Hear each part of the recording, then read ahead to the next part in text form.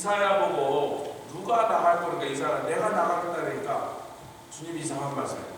나가서 네가 선포해라. 근데 이 백성이 이걸 들어도 깨닫지 못하고 회개하여 고침을 받지 못하게 할 것이다. 왜 그 말씀을 이런 이상한 말씀하시면 5장에 그 얘기를 하신 거예요.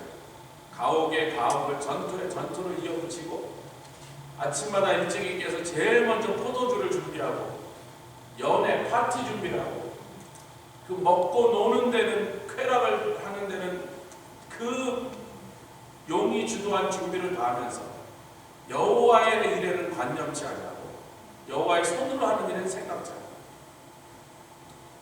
제가 이제 그 김종호 목사님과 사실은 뵈려고 했던 이유가 도미니카 가서 했던 사역을 저는 가고 그분은 오셔갖고 둘이 같이 있을 시간이 거의 없습니다. 이제 도착하고 이틀 만에 그분은 짐 챙겨서 뉴욕으로 오시고 또 내일 또 다시 도미니카로 가시는데 들락날락 하시니까 그래서 이제 그걸 좀 정리를 좀 같이 좀 해야겠다. 뭐 저는 제가 뭐 어떻게 했는지 잘 모르고 그냥 마음껏 하라고 해서 마음껏 하고 왔거든요. 근데 YM이 어떻게 하는 건지 DTS가 뭔지 잘 모르니까 뭐 제대로 했습니까? 그래서 제가 찍은 비디오를 한 60시간 분량을 다 해갖고 가서 드린 거예요. 그래서 보시라고 목사님 직접 보시고 카멘을 하시던지 야단을 치시던지 뭐 알아서 하시라고 했더니 야단을 안 치시더라고요. 잘했다고. 하여튼 갔더니 또 도미니카에서 고생했다고 맛있는 거 사주고 별로 고생 안 했는데 고생했다고 해서 맛있는 거 사주시겠다 해서 아이고 짜장면 사주세요 그랬더니 짜장면 외에 뭐 좀 비싼 것도 싼 거 짜장면 외에 이제 덜 싼 거 짬뽕 비싼 거 뭐 누룽지탕인가 뭐 이런 거 하나 시켜주셨어요. 그것도 잘 얻어먹고 고생 안 했거든요. 우선 모기가 별로 없었고 그렇게 덥지 않았고 강사방에 에어컨을 붙여주셔서 그래도 제가 이래저래 그때 뭐 그냥 주변 얘기고 내려가는 길에 이성희 권사님 병실에 잠깐 들려서 기도하러 들렸는데 처음에는 이제 안 일어나신 것을 간호사가 막 깨우려고 아유 깨우지 말라고 그냥 편하게 계시라 했더니 눈을 뜨셨어요. 이렇게 인기척을 느끼시더니 그래서 이제 처음에는 이렇게 좀 연약하셔서 그러신지 잘 저를 알아보시나 이제 마스크도 끼고 그랬습니다. 마스크를 좀 걷고서 권사님 선교지 갔다 오느라 맥주 못 빼서 오늘 뵈러 왔어요. 수고하셨습니다. 그래서 또 이제 기도해드리고 이제 가면서 제가 또 선교지를 또 다른 선교지를 가야 되니까 또 한동안 못 뵙게 됐으니까 찾아내고 참석으로 잘 다녀올 때까지 건강히 몸 회복하시고 계시다니까 수고 많이 하시겠네요. 또 그러시니까 그 말씀이 얼마나 제 마음에 또 위로가 되는지 당신이 참 괴롭고 힘든 상황, 연약한 상태에 계시는데 선교 갔다 왔다 그러니까 선교 또 갈 거니까 힘을 내서 힘있게 수고 많이 하시겠네 이렇게 하시니까 그 선교라는 단어를 들으실 때 우리 권사님 마음이 뜨거운 마음이 일어나신다고 해서 뉴욕까지 내려가는 먼 길에 그 생각하면 흐뭇한 마음이네요. 김종호 목사님과 하여튼 도미니카에서 했던 사역을 여러 각도로 다시 나누고 제가 느꼈던 것들 인풋을 드리고 제가 10일 있는 동안에 이런 일들이 있었습니다. 저는 이렇게 했습니다. 보고를 드리고 동영상을 다 넘겨드리고 1시간도 빼놓고 제가 다 찍었습니다. 이 안에 다 있으니까 보시라고 대충 다 보셨더라고요. 그 사이. 근데 이제 저희가 마침 제가 뉴욕에 내려가 있는 동안에 건국전쟁이라는 영화를 한 2주 정도 상영하는데 3월 초에도 어디서 링컨 센터에서 했대요. 그래서 많은 사람들이 와서 봤는데 너무 아쉽다고 조그만 극장을 몇 개를 해서 뭐 뉴욕에서 한 번 하고 뉴저지에서 했는데 뉴욕에는 이제 하는 데가 없어서 뉴저지 하는 데를 어디 발견해가지고 표를 사서 김종호 목사님 부부하고 저희 부부 4시 가서 갔는데 참 얼마나 감동이 되는지 여러 얘기를 제가 다 할 수는 없고 제가 너무 그 영화가 저에게 참 큰 김종호 목사님도 깜짝 놀라서 자기 이승만에 대해서 잘 모르셨는데 이렇게 귀한 인물인지 잘 모르셨다 해서 부부도 보시면서 저는 이제 제 친한 선배 목사님이 이승만 선지자 이승만이라는 책을 써갖고 그분하고 그런 얘기 많이 나누고, 우리 김남수 목사님께서 이승만 기념사업회 때 부회장이신데 사실은 회장하라는데 목사가 회장으로 그런 데 나서는 게 아니라고 회장은 다른 사람 시키라고 본인이 부회장 하게 돼요. 그 다큐멘터리 영화 속에 이승만, 미주의 이승만에 대한 그 미주 사람들의 그 태도가 어떤가를 보여주면서 너무나 초라한 그런 기념관이라는 게, 서재필 기념관은 막 어리으리한 거 막 한국 정부에서 몇 억씩 보내줘서 했는데, 이승만 대통령, 건국 대통령 기념관 하는데 1불도 안 보내는 거야. 한 푼도 안 준대. 그래서 어느 조그만 창고 같은데 막 이렇게 막 하는데 막 이승만 대통령 사진 창고에 쌓인 작동 사이에 갈려서 보이지도 않는 거야. 막 너무 속상하다는데, 그 영화를 만드는 분인데, 그 창고가 어디냐? 프라미스 교회 내 오피스에 제가 딱 보니까 알겠어. 왜 그래요? 김남수 목사님이 그 사업을 하시는데 급한 대로 교회 방을 하나 내주시는 그 방을 써요. 제가 이제 영화를 보고 딱 나왔는데, 그 한미 우호 협회라는 뭐 그런 단체, 아코스라는 단체, 아메리카 코리아 유나이티드 뭐 이런 그런 단체인데, 거기 회장이 이제 이번에 이 영화 상영을 주관하게 된다고 이렇게 안내도 하고 막 그러셔가지고, 저도 너무 감동돼서 주머니 있는 돈 다 털어서 또 건국전쟁 2를 만드는 기금으로 보내겠다 해서 제가 모금함에 돈도 넣고 그분께 그랬어요. 아, 수고 많으셔서 참 감사하다고 이런 기회를 주셔서, 그렇지만 우리 교회에서도 한번 상영할 수 없겠냐 했더니, 지금 이 영화 제작이 여러 사람들한테 이렇게 반응이 있으니까 넷플릭스로 볼 수 있게 지금 연결하고 있다고. 그렇기 때문에 일반 다른 데로는 영화를 상영하지 못하게 할 거라. 그래서 오케이, 뭐 넷플릭스로 볼 수 있는 분을 보시는데, 또 연세 드신 분들은 넷플릭스로 해놔도 또 못 보시는 분들이 계시니까, 제가 기어이 김남수 목사님을 쪼르든지 어떻게 해서라도 그 영화를 좀 우리 교회에서 상영할 수 있도록 여기 한일 회장하고도 좀 의논해보고, 정말 그 중에 제가 알던 내용도 많은데 모르던 내용이 또 상당한 부분을 정말 모르던 내용이 있었거든요. 뭐 영화 얘기를 다 할 수는 없고 나중에 직접 볼 수 있도록 좀 했으면 좋겠어요. 거기서 이제 이승만 대통령이 이제 하와이로 4.19 이후로 이제 스스로 물러나서 가서, 그래서 참 외롭고 힘들게 쓸쓸하게 계시니까 장개석 총독이 옛날에 일본군 상대로 같이 중국이나 한국이 연합해서 일본군 상대로 대항했던 그 친분이니까 장개석 총독이 위로의 전문을 보냈다는 거예요. 아, 참, I'm sorry. 뭐 이렇게 보냈겠죠. 근데 거기에 대해서 이승만 대통령이 그 답신을 말하기를, 나는 내가 실패했다고 생각하지 않는다. 내가 민주주의를 우리 조선의 백성들에게, 그때 한국이죠, 이제 대한민국의 백성들에게 민주주의가 뭔지를 그들에게 가리키고 민주주의를 이곳에 정착시켰는데, 그 민주주의를 가리켰더니 저 사람이 내가 한 잘못은 물러나야 된다고 나를 쫓아냈으니 내가 왜 실패한 거냐? 성공한 거지. 제대로 민주주의를 이 사람들이 하게 됐다는 거예요. 그 나는 실패자라고 생각하고 나는 성공했다고 생각한다고. 근데 그 말이 그렇게 제 마음에 갑니다. 여러분, 그리스의 민주주의를 확립한 사람이 그 민주주의 방식으로 그리스에서 추방당해 쫓겨나서 죽은 거 아세요? 그리스를 민주주의를 지킨 사람이, 아테네의 민주주의를 지킨 사람이 그 민주주의 방식대로 1년에 한 번씩 기분 나쁜 사람을 쫓아내는 투표가 있어요. 그 투표에서 뽑혀갖고 쫓겨나버려요. 그래서 페르시아로 도망가서 거기서 죽습니다. 민주주의를 제대로 정착시켰더니, 민주주의가 그러니까 이런 거예요. 북한에서 김정은 욕하면 맞아 죽잖아요. 남한에서 윤석열 욕해도 맞아 죽지 않아요. 그게 민주주의. 이게 뭐 아멘 할 일은 아닌데 아멘 할 일이죠. 미국에서 뭐 바이든 욕한다고 뭐 감옥 갑니까? 뭐 트럼프 욕한다고 뭐 형을 살아요? 그게 민주주의라고. 자기 나라 대통령이라도 뭐 흠이 있으면 흠집을 얘기할 수 있고, 마음에 안 들면 마음에 안 든다고 쫓아낼 수도 있는 게 민주주의라고. 그걸 이승만 대통령이 했는데, 이제 그 민주주의가 또 잘못되면 방종으로 가는데, 이승만 대통령은 기독교 신앙 성경의 정신에 입각해서 민주주의를 셋업한 겁니다. 하여튼 제가 그 김남수 목사님을 졸업한 그 회장을 졸업을 해서 어떻게든지 이 영화를 좀 우리 교회로 좀 들고 올 수 있게 해서 여기서 좀 다 같이 봤습니다. 우리만 말고 피츠버거 한인사회에 관심 있는 분 좀 다 오라 해서 한번 봤으면 좋겠다. 이런 양딱지는 꿈을 꾸고 왔는데 연락처를 받았고 지금부터 이제 사정도 하고 쪼르고 이렇게 해가지고 한번 여러분도 같이 봤습니다.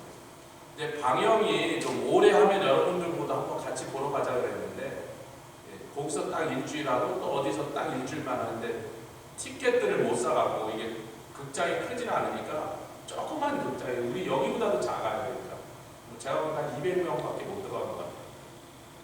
표가 없어갖고 밖에서 표를 못 구한 사람이 그냥 왔다가 못 들어오고 발을 동동 구르고 이러는데 하여튼 인터넷으로 빨리 예약을 했더니 우리는 들어가서 겨우 그냥 안 좋은 자리라도 앉아갖고 봤는데 아마 이번 돌아오는 주에 어느 다른 극장에서 또 한 일주일 더 하고 이제 끝난다는데 제가 볼 때 표가 구할 수 없을 것 같아요. 우리 많은 사람이 가서. 하여튼 뉴욕, 뉴저지 상영은 그렇게 끝난다. 피츠버그에 들어올 것 같지 않으니까 저희가 피츠버그에 한번 들고 와보려고 한번 애를 써보겠습니다. 여러분 기도하시고 우리 저기 강의한 118페이지 보겠습니다.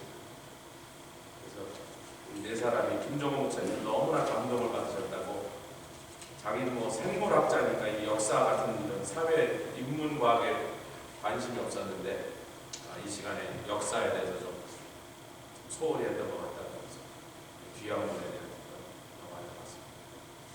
자, 128페이지 강의하에 스랍과 그룹에 대해서 그룹은 하나님의 사역을 가리키는 것 같다. 왜? 그룹이란 말 자체가 그 어원을 알 수 없는 그래서 상상의 존재라고 이렇게 히브리어 사전에 상상의 존재라고 추정한다 이렇게 말합니다.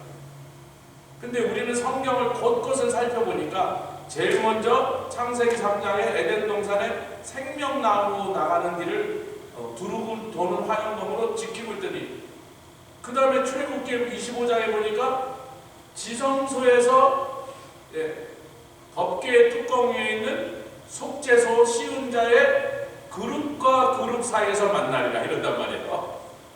아니 이게 그룹과 그룹 사이에서 만나라고 하는 게 그 장소를 표현하기엔 이상한 단어예요. 왜냐하면 덮개 위에요. 시운자라고 말하는 게 시운자 mercy sit이라는 건 플레이스잖아요. 근데 그룹과 그룹 사이라는 건 굉장히 애매한 표현이잖아요. 근데 그룹과 그룹이 여러분 잘 기억하세요? 출애굽기와 레위기와 이런 민수기의 법궤를 제작하는 본문들을 다 읽어보면 계속 강조된 게 그룹과 그룹을 둘을 세우는데 날개와 날개는 서로 연하여 있게. 제가 이제 뭐 대통령 이렇게 갈 때 이렇게 사관학교 생들이 칼 2개가 그렇게 X자로 만들어서 그 밑으로 지나가요. 그룹과 그룹이 게이트키퍼 같은 역할을 하고 하나님이 어딜 가실 때 그룹을 타고 나가신다는데 나중에는 구름을 타고 나가신다고 아니 타시는 게 여러 가지요. 그런데 그 그룹은 하나님 밑에 있더라. 그러면서 그 생물을 그룹이라고 말하면서 에스겔서 1장에서 묘사하고 10장에 다시 묘사하고 있는데 이런 얘기들 우리가 뭐 다 그 얘기만 하다 보면 그룹 얘기로 변할까? 여기서 중요한 건 스랍이었거든요. 그룹과 스랍이 뭐가 다른가 보니까 스랍은 그 원원이 분명해서 같이 하겠습니다. 불 혹은 불 붙은 거예요. 근데 그 불이라는 것을 두 가지로 성경에서는 말하는데 스랍이라고 말한 여기서는 이사야가 부정한 입술을 가지고 부정한 백성들에 하여 하나님의 영광의 임재 앞에 서니까 자기는 이제 망하였도다. 자기는 죽게 생겼도다. 그랬더니 스랍이 단에 핀 숯불을 가지고 와서 그의 입술에 대해서 좀 지졌다는 얘기죠. 지졌다 이렇게 표현하지 않은 입술에 대해서 내 입술이 이제 다시 정화해졌으니 걱정하지 마라. 그러면서 그의 죄악을 사하는 모습이 스랍들의 사역으로 나타나는데 그 얘기만큼 중요한 것이 뭐냐면 스랍이라고 말하지 않던 불뱀이라 말할 때도 똑같은 사라프라고 하는 단어가 쓰였다. 아멘. 민수기에 놋뱀을 만들어서 장대에 매달았을 때 그 놋뱀은 그들을 물었던 불뱀의 상징, 불뱀의 모습이더라는 거죠. 근데 예수님이 그 사건을 나에 관한 거라고 말씀하시고 직접 요한복음 3장에서 모세가 광야에서 그 뱀을 들었던 것처럼 인자도 그렇게 들려하리라 하면서 십자가 사건을 딱 가리키면서 이 불뱀 얘기를 말씀하시는데 그 불이라는 단어와 스랍이라는 단어가 같은 단어다. 어찌됐든 이건 항상 불과 관계된 것이 있는데 그걸 통하여 일어나는 일이 뭐냐면 죽을 수밖에 없는 죄인인데 죽어야 마땅한 그 죄인이 당해야 될 형벌, 불뱀에 물려서 당하는 그 고통이 얼마나 극심한지 살이 녹아 떨어지는 고통이거든요. 정말 그럴까 그랬더니 옛날에 어떤 이런 다큐멘터리를 보니까 네이처 다큐멘터리 보니까 세계에서 가장 독이 센 맹독이 있는 그 독에 물린 사람들을 이제 병원에서 치료하는 걸 보는데 진짜로 이런 데가 4.2만큼이 녹아서 없어요. 불 붙은 것 같아요. 살이 녹아 없어져요.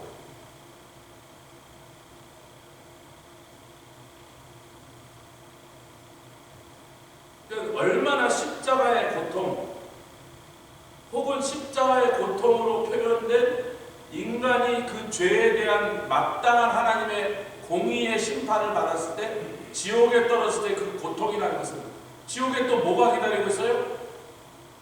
지옥에 뭐가 기다리고 있어요? 불이잖아요. 또 불이잖아요. 지옥의 불, 불뱀에 물린 그 불, 그 다음에 재단 수트로 지진 입술. 제가 잘 지거든요. 기름으로 하는 음식을 많이 해주다 보니까 잘 되어 있게 기름이 튀는데 어떡할까요? 그래서 뒤는데 이런 데는 이렇게 날마다 딘 자리가 나을 때쯤 또 뭐가 또 뒤었어요. 근데 다른 데 튀는 건 다 괜찮은데 이제 눈은 보여야 되니까 튀길 때 제가 안경을 씁니다. 눈동자에 튀는 곤란하잖아요. 근데 눈동자 튀는 거 이걸로 막았는데 입술에도 한번 다 막거든요. 그랬더니 굉장히 뜨거워. 자, 지옥의 고통, 십자가의 고통, 불로 지지는 고통. 그 중에 제일 덜 고통스러운 게 뭐죠? 입술에 숯불로 지지는 게 제일 덜 고통스럽죠. 물론 굉장히 아픈데 굉장히 뜨겁고 입술이라는 게 거의 피부가 제일 사람 몸에서 제일 얇은 데니까 조금만 되어도 막 금방 이렇게 부풀어 올 거예요. 물집이 생기고. 그래도 회개하고 지옥 안 가는 게 100억 배 낫다. 그리고 그것을 위하여 우리 주님 십자가였습니다. 스랍은 그런 존재로서 우리에게. 근데 이제 6날개를 달았다는 것을 우리가 오해하면 안 된다. 왜냐하면 스랍이든 그룹이든 천사든 영만 있지 육이 없는 존재예요. 그래서 그들에게 몸이라는 게 원래 없거든요. 그들이 날아다니는데 무슨 비행기가 필요한 것도 아니고 날개가 필요한 것도 아니고 영적인 존재는 우리가 3차원 세계에서 살면서 어디서 어디로 이동하려면 굉장히 많은 에너지와 시간이 걸리는 것과 같지 않고 시공간에 막혀있지 않은, 시공간에 속해있지 않는, 시공간에 제한되어 있지 않은. 아멘. 그래서 그 존재들은 그냥 평 하고 날 우주 끝에까지 날아갈 수 있는데 무슨 날개가 필요하냔 말이에요. 여기서 6날개는, 그리고 모든 나는 생물들은요 날개 2개면 날아요. 꼬리도 뭐 날개같이 되게 그런 방향 조정하는 거지요. 실제 나는 데는 필요한 게 아니에요. 방향 같은 걸 조정할 때 꼬리에 날개같이 생기게 사용되는 거예요. 그 왜 6개가 있는가 하는 것을 성경이 우리에게 자세하게 설명하고 있는 거예요. 첫 번째, 제일 먼저 뭐예요? 얼굴을 가렸더라. 아멘. 하나님의 영광의 광채가 얼마나 강하고 밝은지 도저히 그 영광을 마주 볼 수 없다. 천상의 존재들이라 할지라도 마찬가지다 이거예요. 할렐루야. 출애굽기 33장 한번 우리 모세의 경우를 통해서 우리가 잘 알고 있는 말씀이지만 그래도 이 포인트를 한번 다시 33장 출애굽기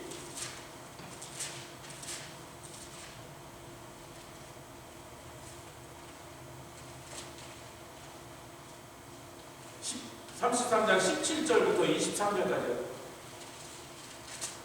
지금 처음에는 하나님께서 내가 이들에게 지금 다 죽이겠다. 그러니까 모세가 막 하나님 앞에 빌어갖고 그럼 죽이지는 않겠지만 내가 이들과 함께 가지 않겠다. 이 목이 곧은 백성과 내가 가다가 오늘은 안 죽이지만 언젠가 죽이겠다. 그러니까 그걸 또 모세가 막 빌어갖고 뭐 여러 가지 말로 우리 주님의 마음을 돌려서 오케이. 그리고 17절에 이 말씀하죠. 시작. 여호와께서 모세에게 이르시되 너의 말하는 이 일도 내가 하리니 너는 내 목전에 이 일이 뭐예요? 너희와 함께 올라가겠다. 안 가시겠다는데 모세가 하나님 앞에 막 사정하고 탄원하니까 그래 네가 나에게 은총을 베풀어 그 일을 해주겠다 이렇게 말씀하신 게 17절입니다. 18절 계속했다. 시작.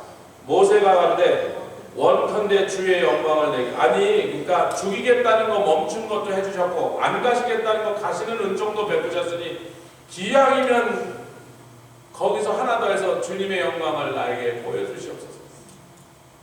사실 우리 모두에게 있는 어떤 거룩한 욕심이죠. 이게 욕심인데 소망이란 말이에요. 저도 그렇게 기도한 적이 있거든요. 얼마나 그 영광이 보고 싶습니까? 그만큼 사모하고 그 영광을 우리가 귀하게 생각하니까 보고 싶은 거예요. 아직까지 안 보여주시면 저는 아직도 보여주실 수 있다고 생각하고 아직도 속으로는 조르고 있어요 지금. 근데 이제 영광을 보여주시겠다고 하는 장면 19절부터 시작. 여호와께서 가라사대 내가 나의 모든 선한 형상을 내 앞으로 지나게 하고. 여러분 하나님께 형상이 있어요 없어요?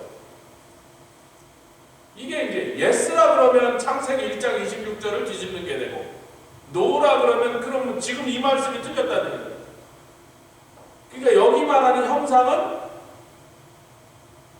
피지컬 어피어런스가 아니라는 게 분명해요. 아멘 합시다. 근데 그게 뭐냔 말이에요. 계속 읽겠습니다. 내가 나의 모든 선한 형상을 내 앞으로 지나가게 하고 여호와의 이름을 내 앞에 반포하리라. 나는 은혜 줄 자에게 은혜를 주고 긍휼을 여길 자에게 긍휼을 베푸느니라. 20절 또 가라사대 내가 내 얼굴을 보지 못하리니 내 얼굴을 보고는 살아남을 수 있는 자가 없습니다. 잠깐만요. 아담은 하나님과 같이 돌아다녔죠. 죄 없는 상태에서. 죄 짓지 않은 아담은 하나님의 얼굴을 대하며 날마다 대화하며 동행하며 살 수 있습니다.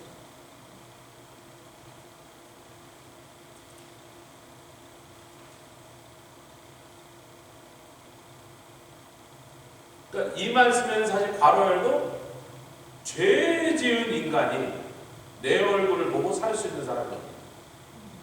그게 이사야가 하나님의 영광을 보고 그 하나님의 임재 가운데서 야 나는 이제 죽었구나 나는 망하였도다 라고 말한 그 이유가 바로 그것이기 때문에 지금 출애굽기에서 설명하신 그 이유가 주님이 직접 설명하신 이유를 유대인들이 다 알고 있기 때문에 이사야가 나는 죽었구나 그렇게 생각한 거예요. 21절, 22절, 23절 계속 읽겠습니다. 시작. 여호와께서 가라사대 보라 내 곁에 한 곳이 있으니 너는 그 반석 위에 섰으라. 내 영광이 지날 때 내가 너를 반석 틈에 두고 내가 지나도록 내 손으로 너를 덮었다가 손을 거두리니 내가 내 등을 볼 것이요 얼굴은 보지 못하리라. 아이고 주여. 우리 하나님이 막 얼굴도 있으시고 손도 있으시고 등짝도 있으시고 우리랑 똑같이 있을 거 다 있으시네 라고 우리가 말하기가 쉬운데 진짜 중요한 것은 그 다음에 있습니다. 34장 5절부터 7절까지 읽겠습니다. 자, 이제 하나님께서 그를 지나치시면서 바위 사이에 그를 두시고서는 덮으시는데 5절부터 시작. 여호와께서 구름 가운데 강림하사 그 그와 함께 거기 서서 여호와의 이름을 반포하실 때 여호와께서 그 앞으로 지나가시며 반포하시되 여호와로라 여호와로라 자비롭고 은혜롭고 노하기를 더디하고 인자와 진실이 많은 하나님이로라. 이게 보니까 얼굴이 아니고 형상이 아니고 하나님의 캐릭터네, 혹은 하나님의 애트리뷰, 속성이네요.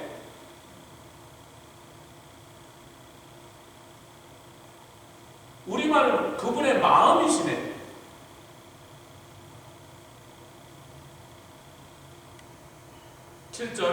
인자를 천대까지 베풀 악과 과실과 죄를 용서하나 형벌받을 자는 결단코 면제하지 않고 아비약을 자에서 삼자들까지 보호하리라.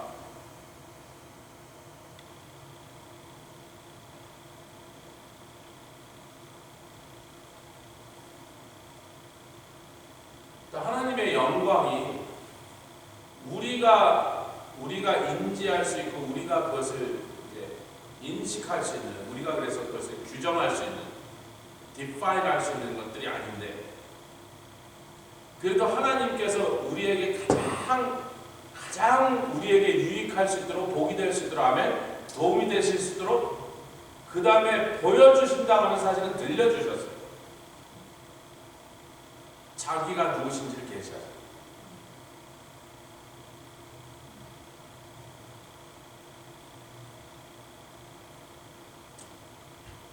모세를 바위사이에 두시고 하나님 손으로 덮으시고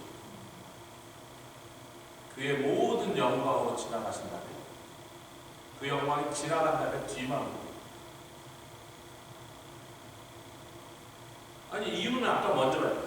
내 얼굴을 보고 살 자가 없습니다. 모세 너라 할지라도.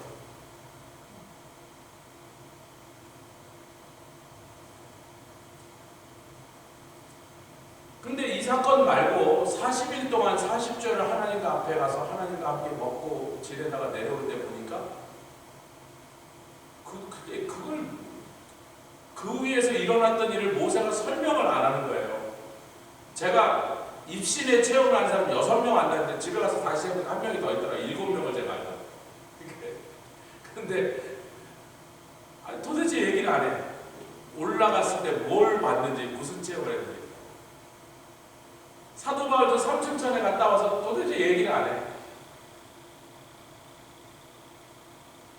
그러니까 모세가 그 위에 올라가서 무슨 일이 있는지, 저희는 성경을 연구한 저희들은 그때 천지 창조부터 시작해서 이 시점까지를 하나님께서 비디오처럼 돌려 보여주셨다고 저는 생각해요. 그래서 성경을 썼다. 창세기를 쓰고. 아니 요백이 그러잖아. 네가 내가 묘성을 달고 바닷물을 막고 천지를 창조할 때 네가 봤어? 네가 거기 있었어? 있었다면 한번 설명을 해봐. 내가 어떻게 그렇게 했는지. 아무도 그 자리에 없었습니다. 아멘. 아무도 본 사람이 없는데 모세가 창세기에서 꼭 본 사람처럼 설명을 하고 앉아요. 그러니까 언제? 여러분 더 중요한 건요, 언어학적으로 히브리 말은요 그렇게 굉장히 디벨롭된 언어가 아니고 어떻게 보면 굉장히 원시적인 언어라고 언어학적으로 생각하기에 문법이 엉망이에요. 근데 잠깐만 보세요. 이 얘기를 잘 들으셔야 됩니다. 이게 되게 지겨운 얘기가 좀 중요한 얘기예요. 성경을 해석하는 데 있어서요, 모든 언어는요 시대가 지날수록 더 발달합니다. 그게 거꾸로 가는 일은 없습니다.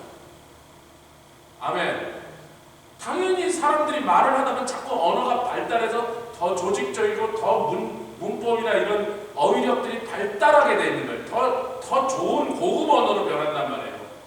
지금도 아마존에 가보면 원시 부족이 500단어밖에 못 쓰고 숫자를 3개밖에 못 써서 그 김성준 선교사님 계셨던 때 사람들이 숫자를 3개밖에 못 써요.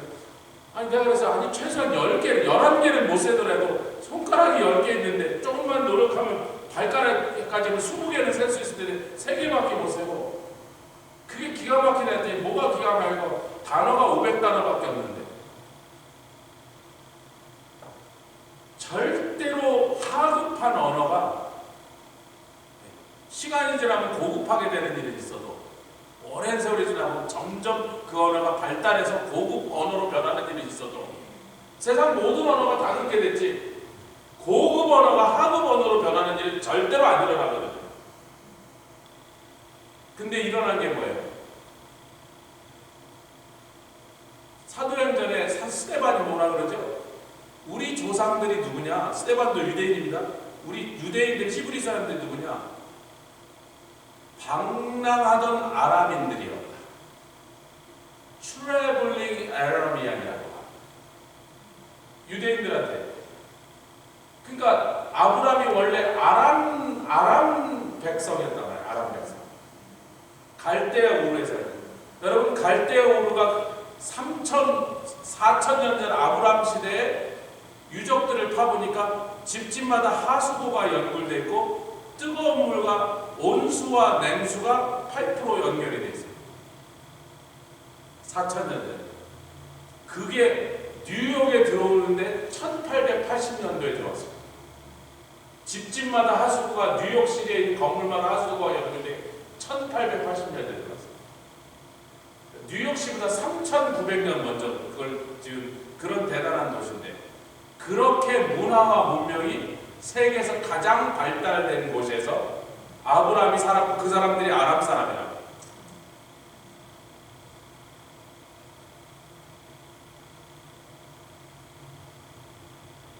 근데 그 아람 말에서 갑자기 히브리 언어가 튀어나왔는데 이 히브리 언어의 문법이 아람 언어의 문법보다 훨씬 더 원시적인 거예요. 비과학적이고 비논리적이에요. 왜냐하면 하나님이 누구신가를 설명하는 것만을 위해서 창조된 거예요. 근데 하나님을 과학적으로 설명할 방법이 없는 거예요. 그런 논리가 개념이 없는 거예요. 그래서 히브리어로 하나님을 설명한 것은요. 어떤 언어를 연구한 사람마다 너무 무식하게 들리는 말도 안 되는 일이 계속 벌어져요. 동사의 시제도 엉망이고요. 단수 복수도 엉망이고요. 그래서 창세기 1장 20절에 우리가 우리를 닮은 사람을 우리의 형상을 따라 창조하자. 창세기 1장 20절 그 말에 우리라는 건 분명히 복수잖아요. 근데 그걸 만들자 하는 거는 단수형으로 받았단 말이에요. 중학교 2학년도 그렇게 하면 아이고 선생님 그건 좀 이상한데라고 질문해야 돼요.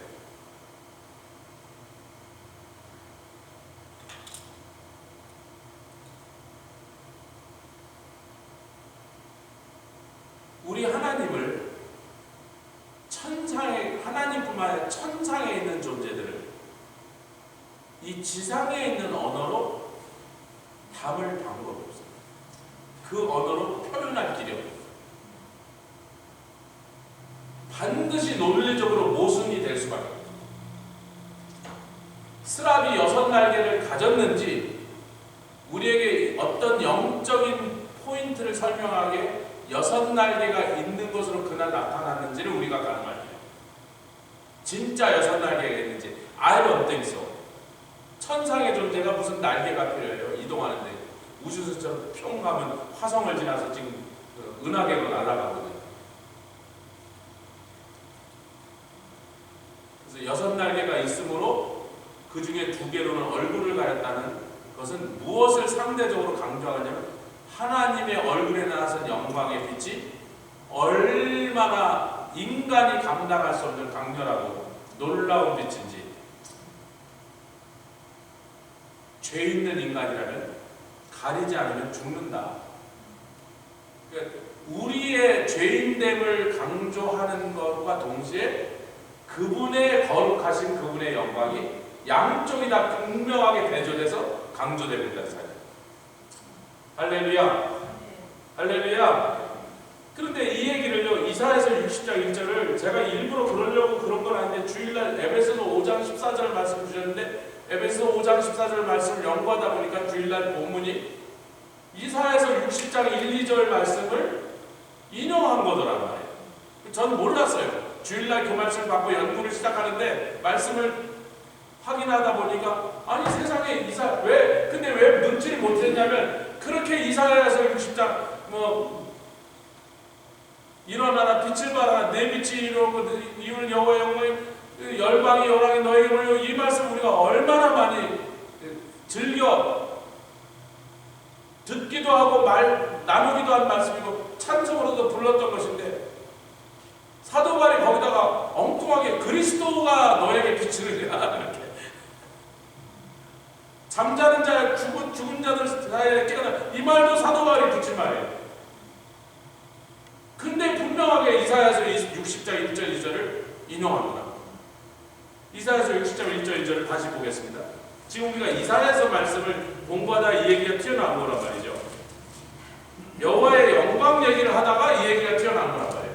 왜 스랍들이 6날개 중에, 여러분 날개라는 거 우선 프라이머리 펑션은 나는 거잖아요. 그런데요, 첫 번째로 나는 얘기를 하지 않고 얼굴을 가린 얘기를 먼저 하고, 아멘 합시다. 그러니까 그 날개는 기능적인 게 아니고 영적인 어떤 significance, 영적인 뚜렷한 어떤 우리에게 주고자 하는 메시지를 우리 설명하는 데 사용된 날개라는 거예요. 나는 기능은 지금 두 번째로 밀려나버렸어요.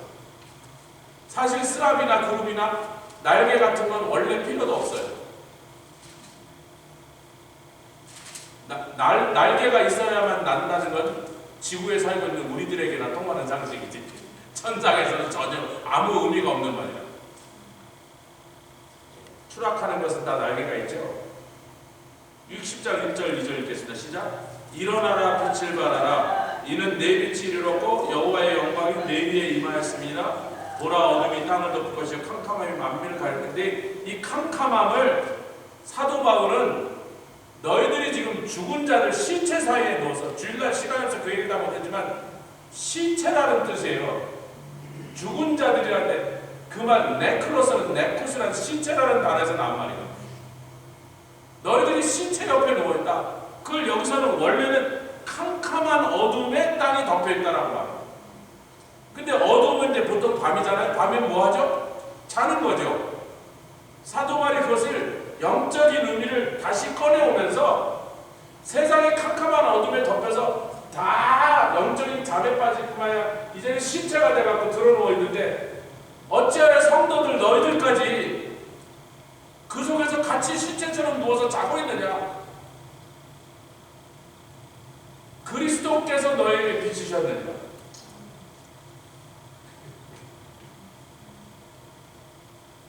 부활의 영광의 빛이죠. 부활하신 주님이 깨사 너희들도 일으켜 세우셨는데, 너희들은 그 빛을 받지 못한 사람처럼 세상의 캄캄한 어두움에 같이 잠에 빠져갖고 시체와 함께 누워서 마치 시체처럼 누워있느니라.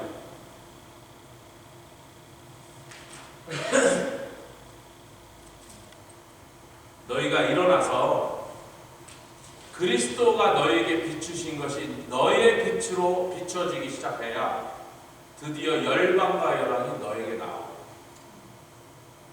그들이 뭘 보리라? 너희를 통하여 나타나는 주님의 영광을 보리라. 그러니까 부활의 생명으로 구원받아 부활의 생명으로 입게 된 우리 성도들은 나가서 이제 활동하고, 할렐루야, 비추고 살리고, 아멘, 하나님의 영광을 드러내는 사람으로 살아야 된다, 이 말씀 지금 하거든요. 이사야서 말씀은 부담이 없어서 좋아요. 좋은 일만 다 일어난다 했는데, 에베소서 말씀을 사도 바울이 그 얘기를 끌고 와서 교회 얘기를 하면서 우리가 사순절째 에베소서 말씀을 나눴잖아요. 에베소서는 전부 교회론이에요. 교회가 뭐냐? 교회가 어떤 지위를 갖고 있으며, 어떤 권세를 가졌으며, 어떤 능력을 받았으며, 어떤 영광을 드러내고 있느냐? 교회가 뭐냐? 그 얘기를 하면서 그 얘기의 거의 끝부분, 결론 부분에 가서 지금 그 얘기를 사도 바울이 꺼낸 거예요. 부활의 주님을 믿고 그 부활의 생명으로 살림받은 교회라면, 이제는 그 부활의 빛으로 비추시는 주님의 빛이 우리를 통하여 온 세상에 비춰줘야 그게 교회다 말이에요. 할렐루야. 하여튼 계속 가겠습니다. 자, 두 번째 페어로, 두 번째 두 날개로는 얼굴을 가리고 두 날개로는 발을 가렸다. 우리가 이 얘기를 지난주에도 좀 했는데, 그래서 전도서 5장 1절에 하나님의 전에 들어갈 때 내 발을 삼갈지어다. 이런 말을 우리가 지난주에 나눴습니다. 아멘. 부활절 끝나고 보니까 또 싹 생각하고 언제 들었지 그러라고 하지 마시고 부활의 기쁨이 너무 커서 여기 백합의 향기가 아직도 막 성전을 진동하는데 시편 73편을 보겠습니다. 아삽이 지은 시죠. 근데 이 아삽이 굉장히 참 특별한 고백을 여기서 하는데 자기가 하마터면 실족할 뻔했다. 왜 실족할 뻔했냐면 73편 2절 읽겠습니다. 시작. 나는 거에 실족할 뻔하였고 내 걸음이 미끄러질 뻔하였으니 이는 내가 악인의 형통함을 보고 오만한 자를 질시하였으니로다. 이게 오늘날 그리스도인들에게서 흔하게 나타나는 말이에요. 아니 막 거짓말하고 남의 걸 막 그냥 꾹꾹 삼키는 악한 자들은 어떻게 이렇게 잘 먹고 잘 자고 자식들도 막 유학 보내고 막 떵떵거리고 사는데 의인들의 집에 왜 이렇게 고난이 끝이지 않는지, 왜 이렇게 이 신세가 펴지지 않는지, 그러면서 아삽처럼 미끄러질 뻔하는 거예요. 많은 사람이 또 미끄러질 거예요. 근데 그 미끄러질 뻔했던 그가 자기 스스로 이것을 깨달은 게 아닌데 17절 보겠습니다. 시작. 하나님의 성소에 들어갈 때야 저희 결국을 내가 깨달았나이다. 아까 전도서에 뭐라 하죠? 솔로몬의 글이죠. 하나님의 전에 들어올 때 내 발을 삼가고 가까이 와서 하나님의 말씀을 들어라.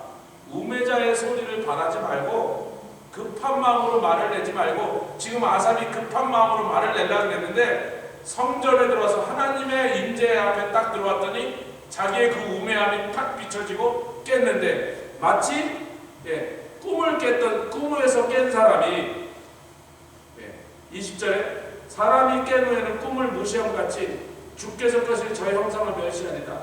자기가 지금 미끄러져서 자빠질 뻔했는데 신앙을 잃어버릴 뻔했는데 하나님의 성전에 딱 들어오니까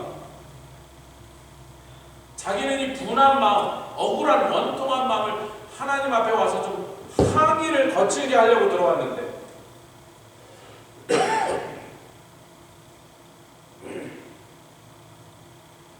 저도 목회자가 돼서 참 억울한 욕을 들을 때마다 성전에 기도하러 많이 들어왔다고 제가 언제 그런 말씀을 한 적이 있죠. 그런 말씀 드릴 때도 시험에 빠지면 목사도 인간이라 억울한 말 자꾸 이제 하나님께 일러러 온단 말이에요. 제가 나보고 뭐라 그래, 뭐 나쁜 놈이 막 그러려고 들어오는데 그때가 잘못하면 실족하기 직전이라는 거예요. 미끄러워진 곳에서 발이 미끄러질 뻔하고 있는데 항의하려고 들어왔다가 여기서 성령의 음성을 듣고는 주로 회개하고 나가.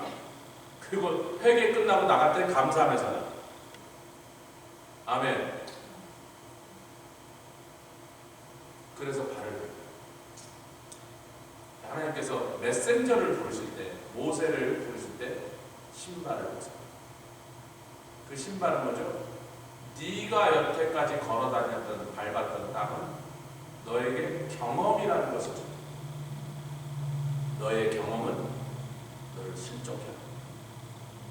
내가 이제부터 너를 보내서 너를 통하여 하려는 일은 너의 경험으로는 전혀 도움이 되지 않고 어떤 사람의 경험으로도 그것을 담을 수 없는 새로운 일, 놀라운 일, 아멘, 여호와만 할 수 있는 일을, 일어날 수 없는 일을 내가 이제부터 하려는데 너의 경험은 방해만 돼.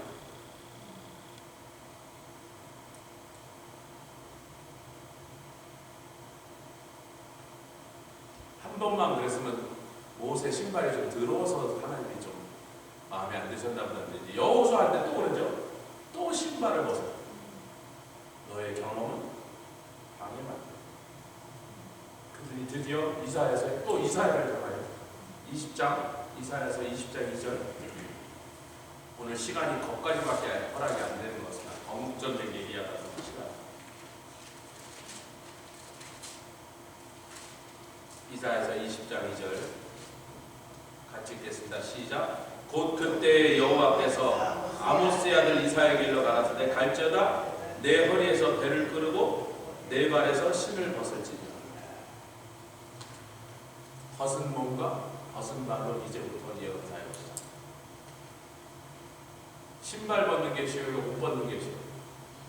다 큰 남자. 그것도 왕의 사촌에 이 사람이 보통 사람이 아니고 왕의 사촌이 신발 벗는 게 훨씬 낫죠. 옷까지 벗지 말고 신발만 벗고 합시다.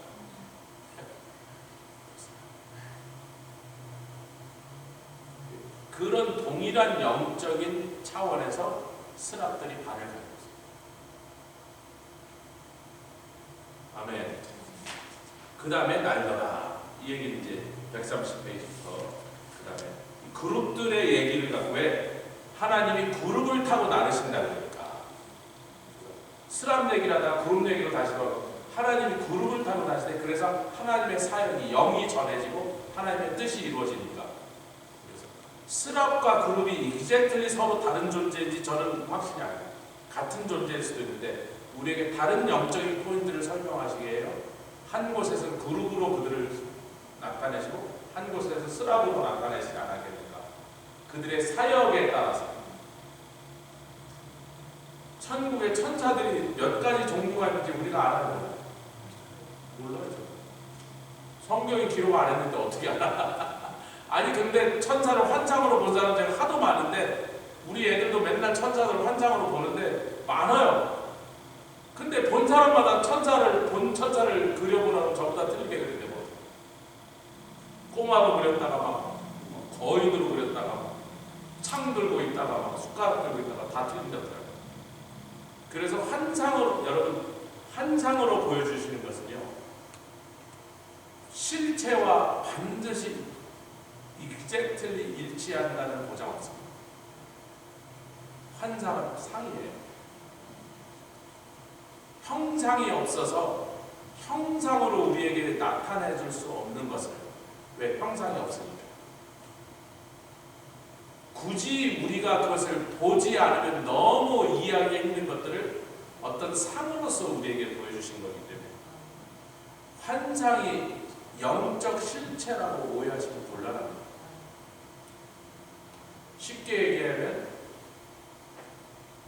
시청과 교육, 그림책 정도라고 생각하시면 돼요. 그러나 그것이 말도 안 되게 실체와 전혀 성질이 다르거나 그들의 사역이 다른 것으로 다른 것을 나타내고 있지는 않아요. 진짜로 그들이 하는 영적 존재들이 하는 사역을 그 사역이 모은 것을 두드러진 특징으로 우리에게 모양으로 보여주시기 때문에 환상 자체를 너무 그렇게 신봉하지 마세요. 환상은요 기도하게 하게 하고 이해하기 위하여 주는 도구일 뿐이에요. 그렇다고 환상을 또 깔보면 안 됩니다. 굉장히 좋은 도구예요. 이게 말로 설명하기 쉬운 게 있고요. 글로 설명하기 쉬운 게 있고 그림으로 보여주기 쉬운 게 있단 말이에요. 그것도 안 되면 먹어보면 제일 좋은 게 있어요. 이렇게 입에다 뼈에다 탁 넣어주면 아유 다냐 쓰냐 뭐 다네요. 더 먹어라 그러면 더 먹지. 그러니까 우리의 감각기관으로 도저히 볼 수 없는 영계에서 있는 존재들을 우리의 감각으로는 절대로 감각할 수 없는 것들을 그런데 좀 그 영계의 존재들이 하는 활동과 그것을 통해 우리에게 주신 어떤 영적인 메시지가 있을 때 그것을 굳이 볼 수 있는 것처럼 어떤 형상으로 잠시 우리에게 보여주심으로 우리가 그것을 빨리 딱 캐치하도록 해주시는 도구니까 유익하나 절대적인 건 아니에요. 이렇게 우리가 정리하고 있는 게 좋습니다. 너무 환상을 맹목적으로 의지하는 사람들이 있어요. 그건 좀 곤란해요. 본 것을 너무 의지하지 마세요. 본 것은요 하나님 보여주신 거예요. 볼 수 없는 걸 보여주실 때는요 여러분 아브라함이 앉아있는데 천사가 나타났어요? 사람이 나타났어요? 아니 사람이 나타났죠. 그러니까 밥 드시라 그러지 천사가 나타났는데 무슨 밥을 차려요? 천사가 밥을 먹습니까? 그랬더니 사람이 나타났는데 나중에 보니까 천사인데 송아지를 잡아주니까 또 맛있게 뜯으셔. 근데 그 중에 하나는 천사가 아니고 주님이시더라고요. 우리는 그게 예수님이었다고 생각하는 거예요. 요한복음에 아브라함이 날 때를 기다리다가 나를 만나더니 그렇게 기뻐하더만 언제 예수님이 아브라함 만나셨냐고. 만났다니까. 성경에 그런 얘기 없는데 만났다니까.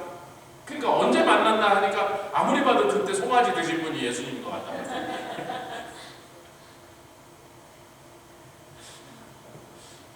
그러니까 여러분, 우리에게 보여지면 안 되는, 왜 보여질 육체가 없는 존재, 천상의 영적 존재가 굳이 보여지는 형상을 입고 나타날 때는 그것이 우리에게 유익하니까 그렇게 하신 겁니다. 그러나 여러분, 여기서 조심해야 됩니다. 영지주의자들은 항상 예수님을 부정하려고 하는 차원에서 뭐라 하냐면, 십자가 지신 예수님도 육체가 없이, 그분이 육체가 있었던 게 아니라 육체가 있는 것처럼 현현했다. 현현은 뭐예요? 나타나기만 했지 실제로 육체가 없었다라고, 이런 왈왈왈왈 멍멍이 소리야. 우리 사도신경에서 뭐예요?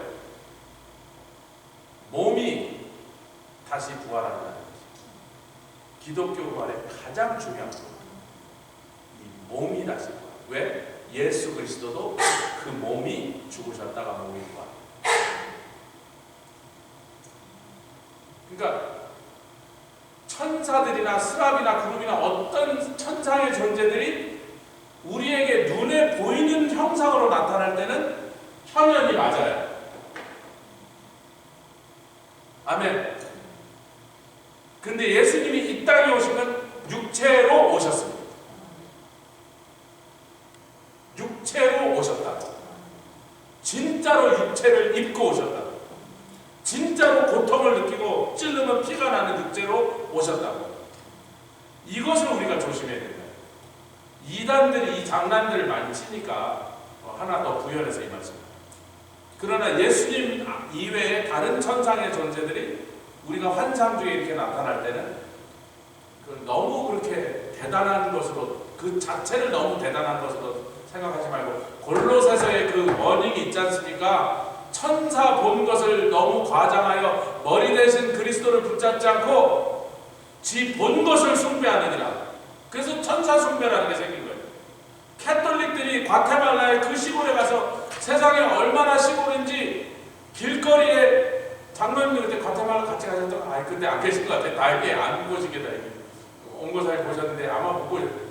우리가 차를 타고 갔는데요, 시장 한복판을 지나가니까 뭐 그 길밖에 없으니까, 아니면 산으로 넘어야 되니까 산에 막 길이 없어요. 그냥 뭐 다리도 막 끊어져 있고. 그런데 그 시장으로 이렇게 지나가야 되는데요, 양쪽에 뭐가 허옇게 쫙 널려서 보니까 한 3, 40집이 닭 파는 집이야. 닭을 다 털을 뽑아갖고 내장을 빼갖고 이렇게 쫙 눕혀놨는데, 그냥 햇볕에 그냥 직사광선에 닭이 그대로 노출돼 있는데 냉장 시설이 없어. 뭐 아니 왜 냉장 시설? 전기가 없으니까. 무슨 냉장 시설에 전기가 없는